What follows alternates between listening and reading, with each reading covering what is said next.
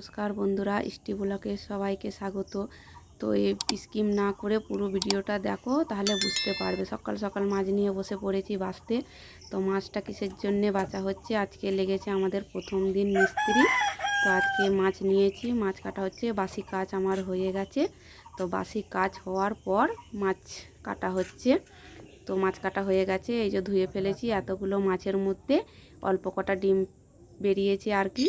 তো এখনকার মাছ কোনো টেস্ট লাগবে না, যেহেতু ডিম ছাড়ে।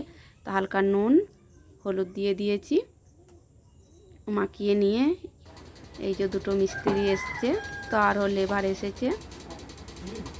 তো আদা রসুন কাঁচা লঙ্কা আলু কুমড়ো শাক পেঁয়াজ, তো দাদা ভাইকে বেশি আনা করিয়েছি, যেহেতু বেশি লাগবে কিসেন। তো এই যে আলুর দম হয়ে গেছে, তো তরকারিও চাপিয়ে দিয়েছি, শাকের তরকারি। এই শাকের তরকারি হয়ে গেছে, মাছের তরকারি হয়ে গেছে। ভাত চাপিয়ে দিয়েছি, ভাত চাপিয়ে দিয়েছি। বৃষ্টি দেখো, এত বৃষ্টি হচ্ছে, কাজটা করছি না। মিস্ত্রিগুলো ঘরে বসে আছে। তো বিকেলবেলা মিস্ত্রিগুলো চলে গেছে, চা করে দিয়েছি, খেয়ে চলে গেছে। তো আমি সিঁড়ি দিয়ে উঠছি, দেখো তো কেমন কাজ হয়েছে আমি দেখব। তাই বাবু মানা করছিল, মা উঠুনি।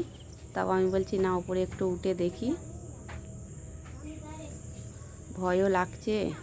তো উঠে পড়লাম। তো এই ভিডিওটা কেমন হয়েছে কমেন্টে বলো, আর একটা লাইক। দেখা হচ্ছে পরের ভিডিও। টাটা।